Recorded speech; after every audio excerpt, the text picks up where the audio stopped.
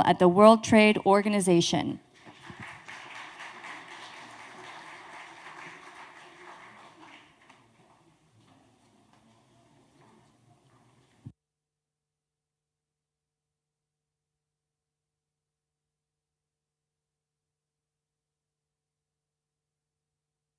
Harinder Kohli, the floor is yours.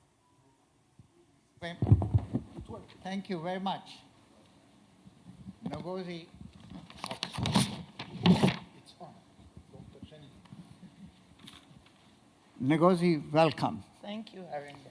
Now, one advantage of hosting you for this fireside chat in broad daylight. Where is the fire? Well, a friendly fire. It's starting. But one advantage of hosting you is that you need no introduction. Absolutely no introduction. Some kind words. You know, the kind words are that we are long-standing friends. Not only friends, family friends. Our children went to school together. And we went to school together too, the World Bank. And I knew Ngozi when she was a young professional, right? Ages ago. And I had the pleasure of coaching her sons at school. And her daughter and my son were classmates at a college I will not name, because then people will accuse that I was dropping names. But she's a dear friend. And I had pleasure of seeing this star rise in the world. And now, of course, we are very, very proud of the office she's holding, and she's reforming the world. And then we twist her arm every year and say, you know, Ngozi, we need you to come and inspire our forum, and she's very kind to come. But I'm very proud of the great job she's doing. All of us are. Thank you. Thank you. Really very proud. That's the introduction I want to give. So she's very kind that she's come straight from Geneva, from the airport. And she's agreed to spend 45 minutes with us. And we have a deal that instead of giving a keynote speech, which was our original idea, she said she'll give us a chat, talk for a few minutes, and then take questions from you so that she responds to questions that you have in your mind. So, Ngozi, talk to us for a few minutes, and then we'll ask you questions. Thank you. And I should have said Director General XYZ, but I'm calling you Ngozi if you don't mind. No, Harinder, absolutely. And between you and Karim, I feel really squeezed. Well, I thought I was going to start answering questions right off the bat, but... I can ask the first question. Okay, why don't you? So let me remind you of your dinner talk to us last year in Paris. And you gave us a message which was very important, and I still remember. You reminded us that the world was talking about deglobalization, which is true.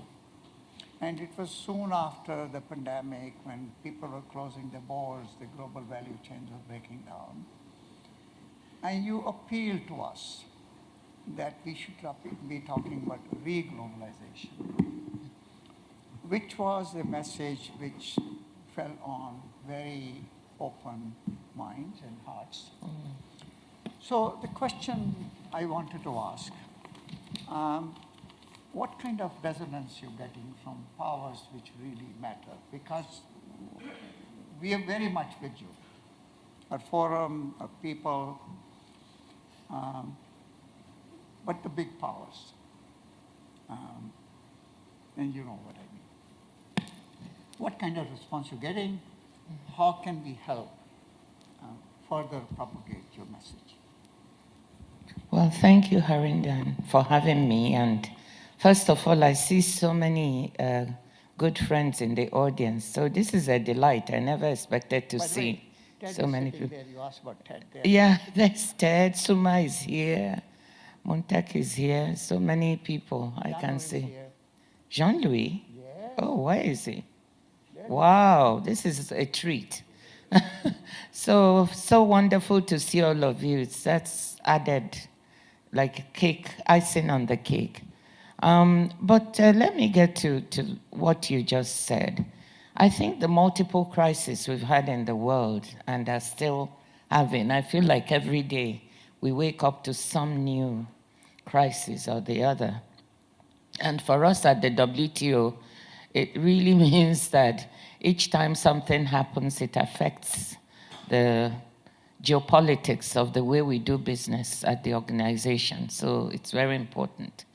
But the multiple crises that we've had and the vulnerability we saw in supply chains during the pandemic, the war in Ukraine, led to many policymakers concluding that the best way to deal with the supply chain issue is to reshore and produce as much as they can within their own boundaries, or friendshore, produce with friends, or nearshore, whatever shore you want to call it. And I think, of course, some of that will happen, and we accept that. But we, at the WTO, thought maybe some of that sentiment might be based on the wrong conclusions from the analysis. People were concluding that, well, you know, we are vulnerable, we have to produce everything, and trade doesn't work, and the multilateral trading system is letting us down, supply chains don't work. But I think the problem that we saw from the WTO perspective is overdependence. What we want is interdependence, and what we found is overdependence on certain geographies and certain sectors.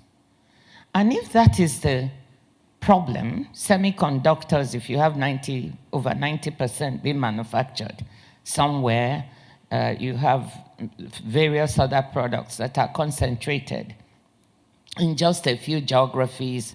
During the pandemic, we found that 80% of vaccines are exported by 10 countries in the world. And this is not really what you want to have when you have a pandemic. I mean, a whole continent of Africa imports 99% of its vaccines and 90% of all its pharmaceuticals. So you look at this concentration in certain sectors and certain industries, and you begin to think, what if that is the problem, what's the solution? At the same time, the world is trying to build resilience. And what does resilience mean? So resilience does not mean just reshoring or nearshoring. What we thought at the WTO is that resilience, coupled with what we've observed of over dependence and concentration, means that we need to deconcentrate certain sectors and certain geographies to diversify the supply chain and manufacturing in these sectors. And how do you do that? By trying to diversify to those countries, and in particular developing countries that have the right business environment, and I insist on that, that can receive this kind of investment. So that's what we call reglobalization. Why is it so attractive? Because some of these geographies were left out in the first wave of globalization. Certain countries were left out, and poor people in rich countries were left out, which is why we have so much populism. How do we take care of that? And we thought that diversifying and deconcentrating supply chains, which would be inclusive and resilient at the same time, would be the way to go. That's what we call reglobalization, and we've just done a World Trade Report around this idea. I don't know if you have a copy, Nicole. And so that's what we've been preaching from the first. And I always said to friend shoring, sure, it's good, but who is a friend? A friend today might not be a friend tomorrow. And Gordon Brown, in a speech he did for us at the WTO, said, let's make sure we don't do foreshoring. So we are advocating reglobalization. We've just tried, a recent World Trade Report is on this. Now, has it found resonance? And the answer is yes. I'm very proud because we started preaching this 2 years ago. And it's found resonance because I'll just give you a couple of examples. Chancellor Scholz, Olaf Scholz of Germany, is one of those policymakers that I would say has really got the message. And he has been talking about this, and in particular, he's picked up on the fertilizer supply chain, the concentration of fertilizer production in the Black Sea region. 32 countries in Africa import either grains, fertilizer, or seeds from the Black Sea region. So this concentration wasn't something that hit people before this. So he's been saying, let's diversify, let's re-globalize. I would say that the president of the European Commission, Ursula von der Leyen, she calls it de-risking. But if you listen to what de-risking is, it's very close to what we are talking about. So yes, it's finding resonance. Even in the US, Janet Yellen, if you talk to her about it, I don't think she has any difficulty. She talks about friendshoring with this notion of reglobalization. So let me leave it there.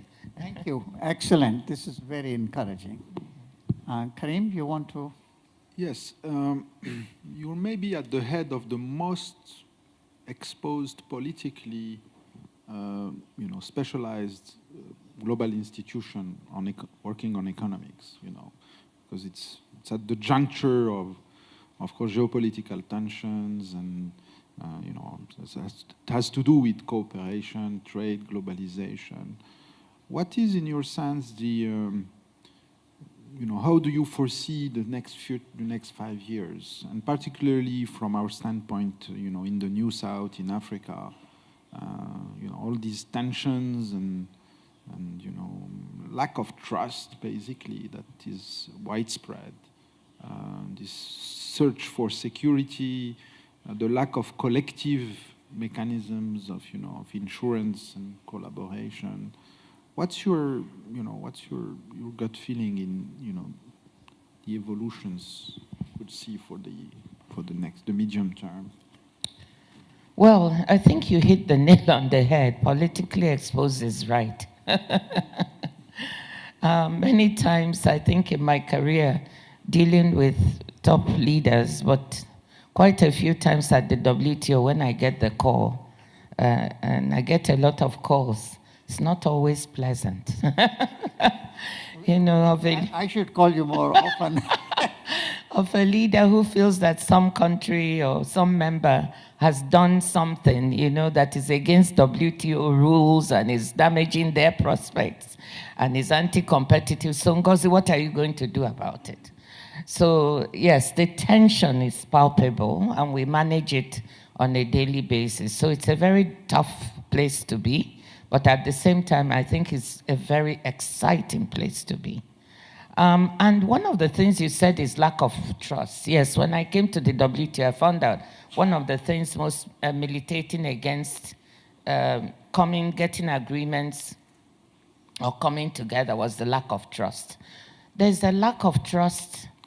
You have the China-US tensions. You have, of course, Russia, Ukraine, EU, China, you name it. But you also have developing countries versus developed. Lack of trust. And I think that developing countries feel the place has not delivered, or the multilateral trading system hasn't delivered for them.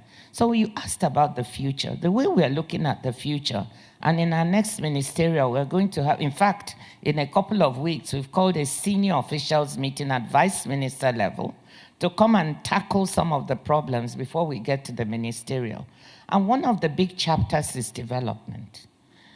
Because when you do some of the analysis, you find that developing countries may have a point. How much have they really benefited from the multilateral trading system? Since the failure of the Doha round, there's absolute, that bred the lack of trust. So we are looking towards the future and say, saying the developing countries want policy space. They want policy space to be able to industrialize, to manufacture, to develop their services. And they would like to look at some of the WTO rules and agreements which they feel militate against their being able to develop. And I think we should do this. WTO rule agreements have been crafted in such a way that they are hardly ever looked at. Once the agreement is made, I think because it's so difficult, so many compromises to come to an agreement that once it's done, nobody wants to touch it. But we need to ask ourselves whether these agreements are still fit for purpose. Are they still able to deliver? And I think looking forward, how do we reform the organization in such a way we can make sure we are delivering more for our developing country members, whilst also making sure that developed countries gain from the organization.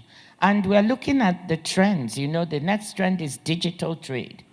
Have we put in place rules, agreements, safeguards that will enable developing countries to also benefit from services, trade, and digital?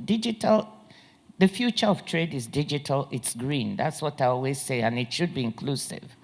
And digital trade is growing the fastest. Digitally delivered services trade is growing at 8% per annum, very, very fast. And developing countries need to benefit. So what are the rules we put in place? We have an e-commerce agreement that is being negotiated to provide the rules. So that's the future. We're looking towards the exciting developments. Are they listening to you? Are they listening to each other's?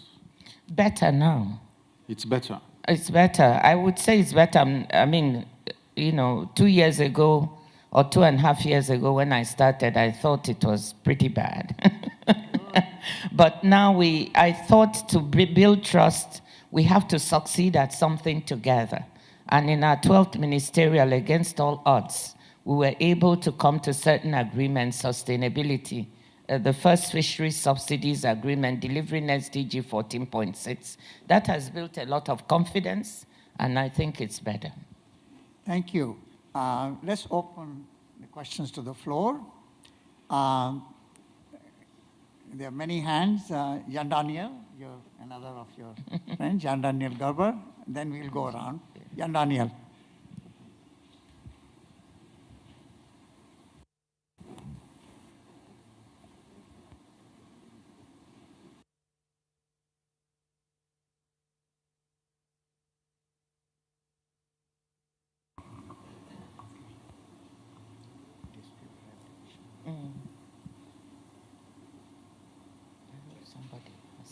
Now, it's working.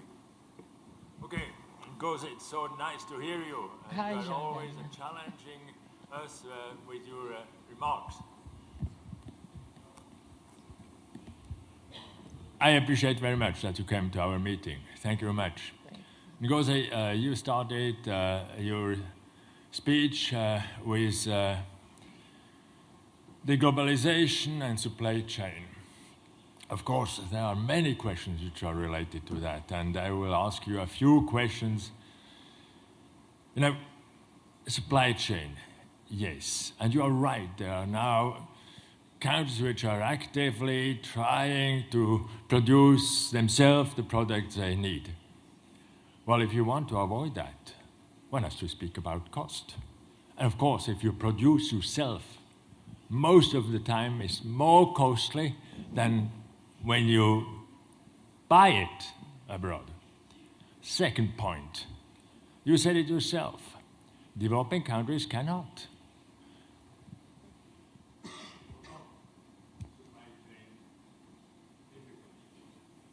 Working, huh? Developing countries can't overcome supply chain difficulties. They cannot produce at home. And by the way, not only developing country, middle-sized economy have the same kind of difficulties. So as a matter of fact, if you want to overcome that, only big entities like the United States, Japan, China, maybe the EU can do it. But the rest of the world, no. Then, of course, I understand also those who want to fight supply chain and to see that they get the necessary products. However, there is a problem. That's investment. You have spoken about the Doha round. Doha round was also trying to find solution on investment. And of course, investment will take place only if there is no discrimination, if they can deliver wherever they want. So there, and I hope that we will go ahead. And you spoke about the possibility of new rules, and maybe WTO has a rule on investment, and also, of course, the old question of the level playing field. And we need to have a level playing field, which we have not yet. And that will, as a matter of fact, reduce the supply chain problem. Thanks. Well, Jean-Daniel, great to see you. You've made many good points. And just a quick comment on some of them. I think, you're right about the cost factors. But if you want to build resilience and really spread out, especially given the climatic shocks we have now, so forget about other vulnerabilities. The shocks coming from climate change, you don't know whether it's going to be a flood, a drought, a fire, whatever, dictate that you try to build resilience by trying to deconcentrate and diversify supply chains even more than before. And there may be a short-term trade-off in terms of efficiency versus, versus costs and so on. You may have to pay a little bit more, but I think in the longer run, the welfare gains from doing what we're talking about will be substantial. So that's the first thing. And I think we should leave businesses. Businesses are trying to make the right decision. If only they didn't have lots of money in subsidies being thrown at them to locate in certain places. I mean, I received the semiconductor industry. They come to Geneva to see us all the time because we have an agreement, the information technology agreement that they love. So I see them and they're laughing all the way to the bank or wherever it is they keep their profits. So, I think there will be some trade-offs a little bit on the cost side. You say that only developed countries can have these supply chains and produce things. I disagree with that a little bit. I mean, even before we had all the crises, if you notice, there was some movement to diversify near shore to Vietnam. Vietnam was receiving quite a lot of the investments from China because of cost factors and the fall in productivity in China compared to, say, Vietnam and other places. And there are countries that have the right environment. Bangladesh is coming up. So when they say China +1, which means China plus Vietnam, that's what businesses always say, China +1. They mean China plus Vietnam or China plus Indonesia. I remind them that Bangladesh has some of the right environment. India has been doing reforms. It's huge. Is going to inevitably be a home for these investments. In Latin America, there are places, little Costa Rica, has a lot of supply chain connectivity. Morocco, where we are sitting, is part of the aviation supply chain, if I may say so, and can receive many more. So there are places, emerging markets and developing countries that can do this. So I'll leave it there. So I disagree slightly on that one. And I think we shouldn't interfere too much with business decisions by giving lots of subsidies that they may not even need in order to take the right decision on what to do. Thank you. Let's take two more questions. We'll spread them out. Bernard Snoy, you know him, and Montek Alawalia, and then we'll go further. There are more questions in the back. Bernard? Yes, I'm wondering... And Montek, and then we'll go back. There's one more hand. There are two hands in the back. Bernard first. I'm wondering if this whole debate on the resisting the fragmentation of the world economy and deglobalization is too much concentrated presently on the issue of security of the supply chain. If you talk particularly to the next generation of our children in the North, for them the impact of trade on climate change and on equality, which are two important topics of this forum, weighs much more. In fact, there is a perception, and there perhaps we have to work on the narrative of the link between trade and CO2 emission. I think Nick Stern once said that the climate is the biggest failure of the market economy.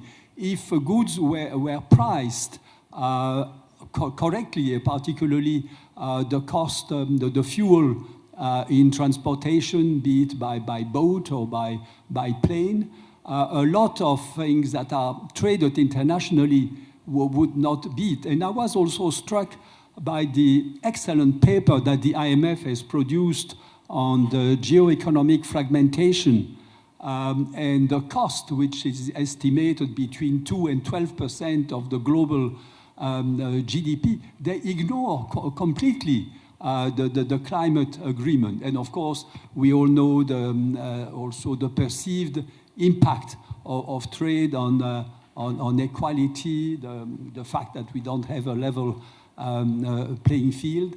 If you see the debate in Europe on Mercosur, as the debate that we had precedently on CETA, the trade deal with Canada, those issues came on the forefront. And I think that as our group, and we defend globalization, we have to be prepared to have the right arguments to respond to the youth on that. Thank you. Thank you, Bernard. Let's take your question too, so that she can answer two questions. I hope I can back to back. I hope I can remember.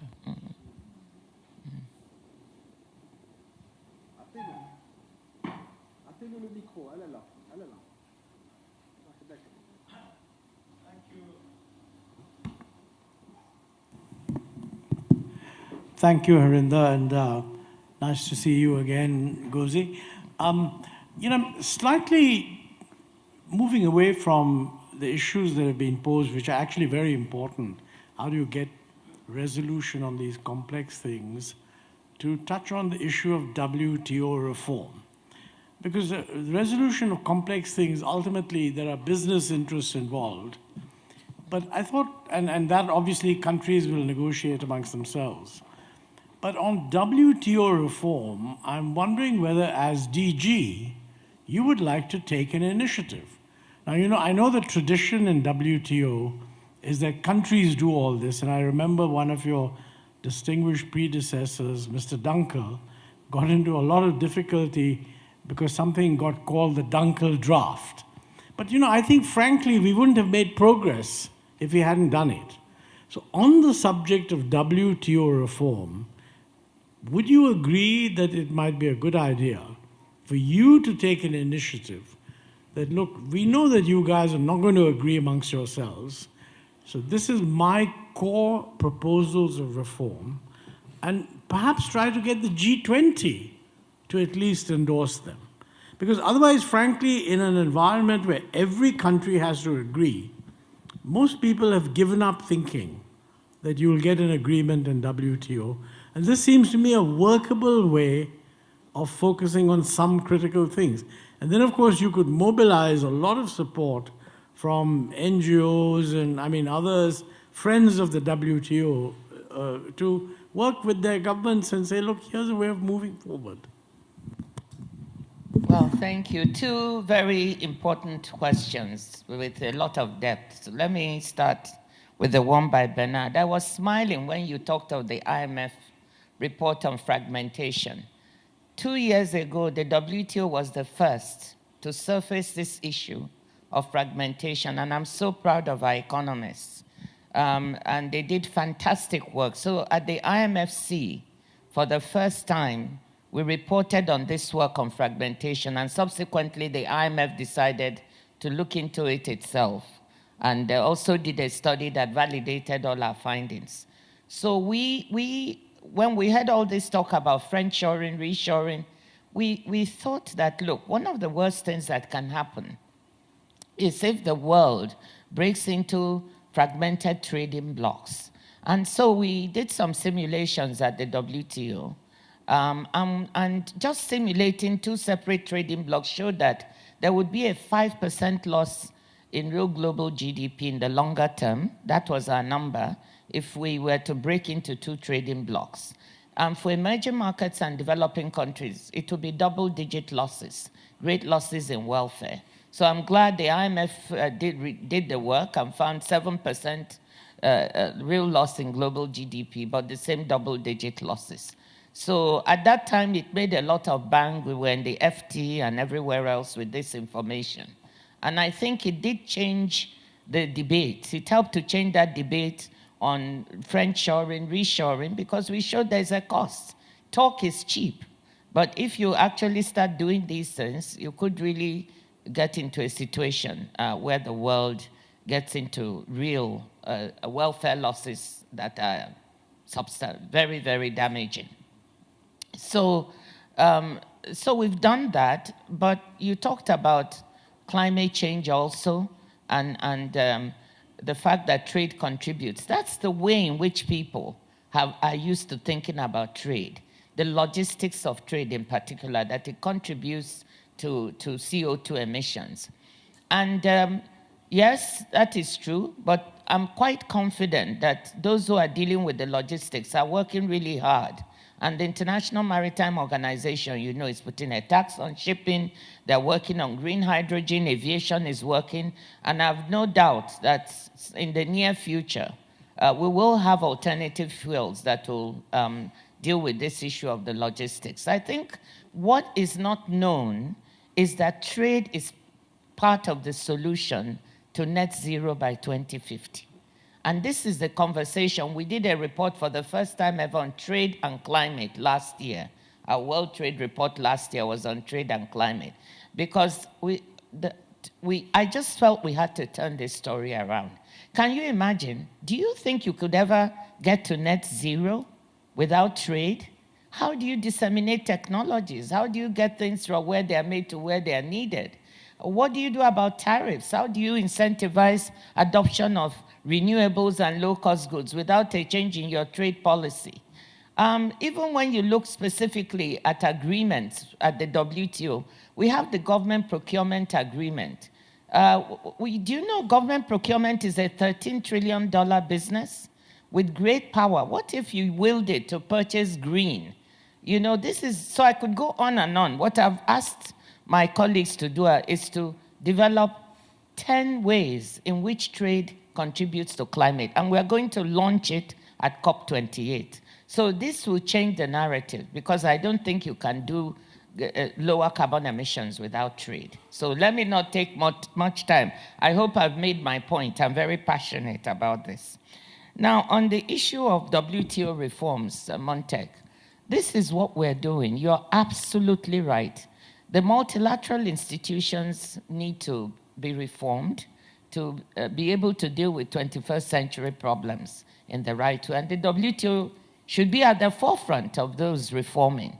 So the biggest topic at the WTO is WTO reform. And we are giving, but it's not good enough to talk about it. When people think of WTO reform, they immediately jump to reform of the dispute settlement system. And one of the sad things that I said to members is you've allowed this organization to be defined by the fact that the dispute settlement system, second tier, not even the entire system, the panel level is a two-tier system, is still working. And as we speak, we have 17 disputes. Everybody is bringing disputes to the WTO. It's functioning, except for the second tier, where you can appeal into the void.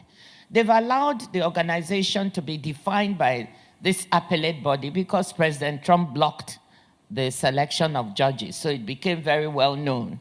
But that's not the only reform we have to do. It's a very difficult one. So you're absolutely right. If we are to be fit for the 21st century, we need to reform the organization in various, and we have started. And push. Don't worry, Montek. I have my own style. You don't have to call it Ngozi's reforms or anything. I don't need my name on it. But it's getting done.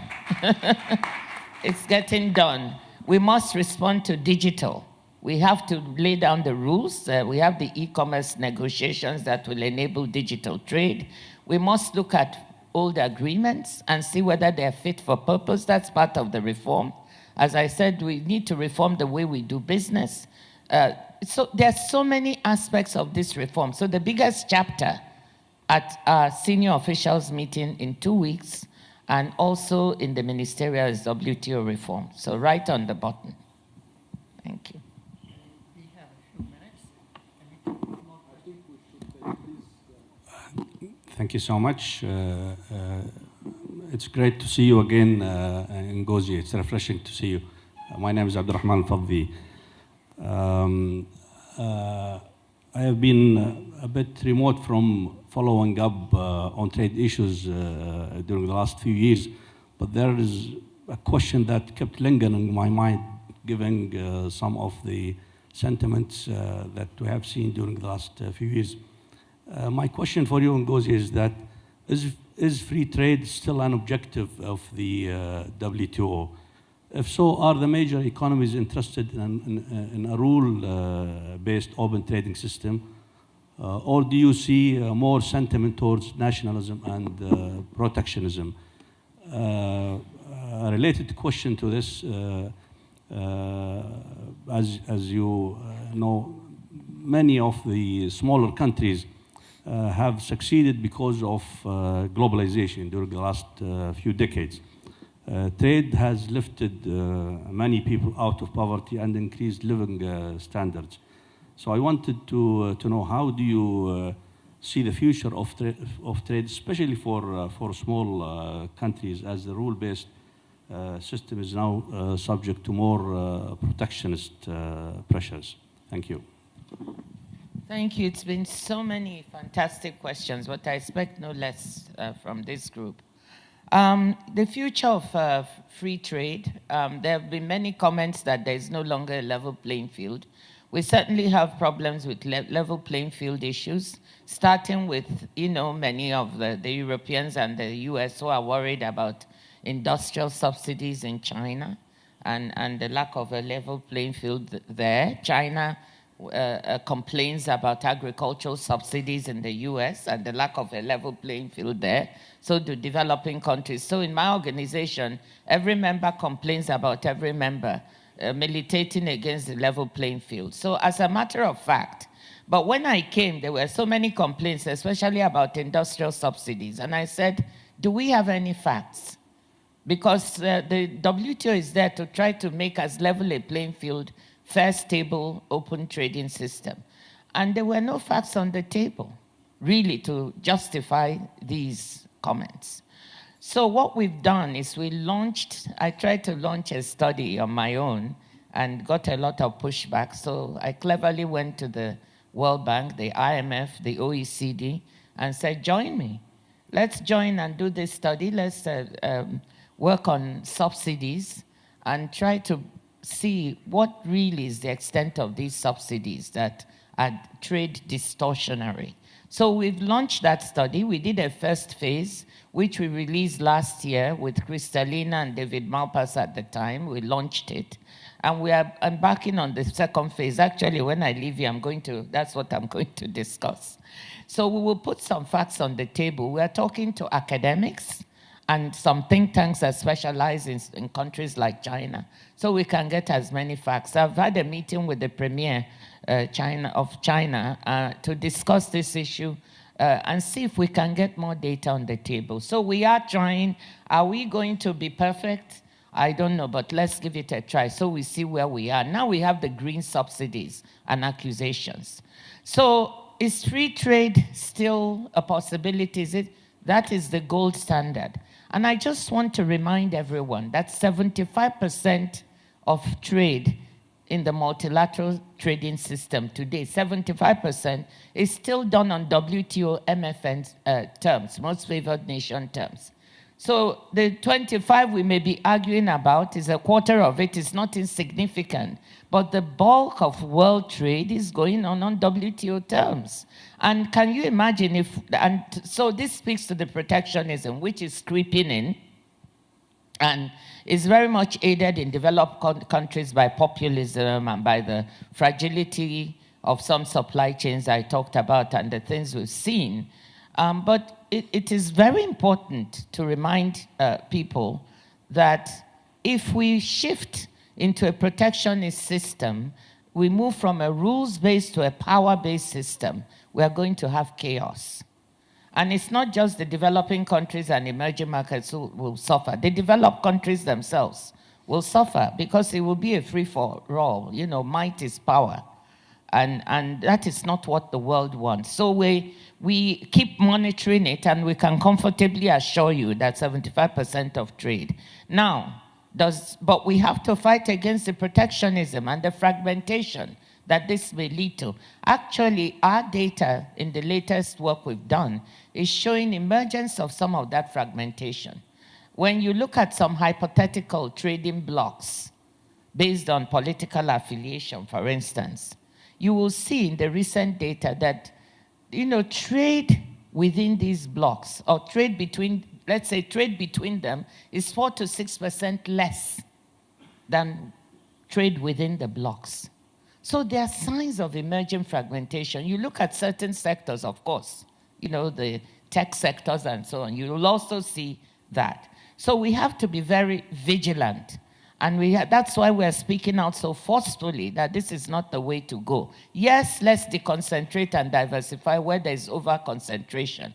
But our preaching is we want interdependence, not over-dependence.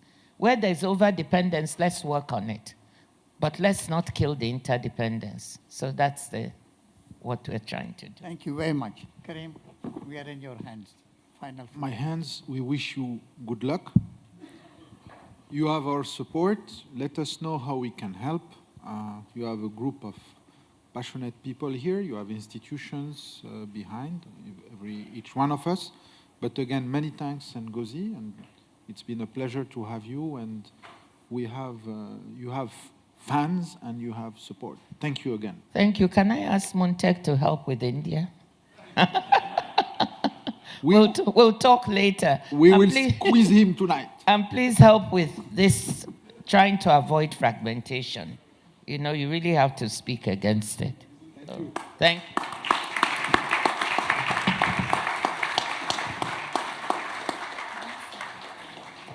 Ladies and gentlemen, this concludes the sessions for this morning.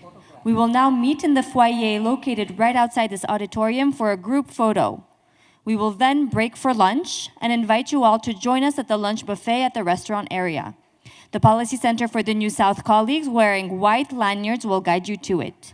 We will meet you again at 2:30 p.m. sharp in this auditorium for the remaining sessions of the day.